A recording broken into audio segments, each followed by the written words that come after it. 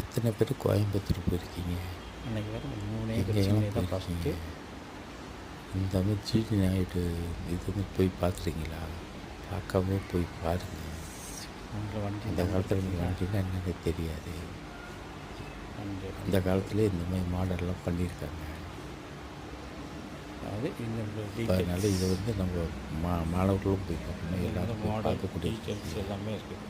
பார்த்து அடுத்தவங்களுக்கு வாங்க சொல்லுவாங்க, எல்லாத்துக்கும் தெரிஞ்சுக்கிட்டு. வண்டி நம்பரு, காரோட மாடல் எல்லாமே இருக்குது.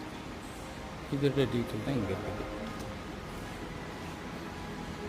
இதோட டீட்டெயில் தான் இங்கே இருக்குது. அடுத்தது பார்க்கலாமா? இது அடுத்தது. அடுத்த கார்.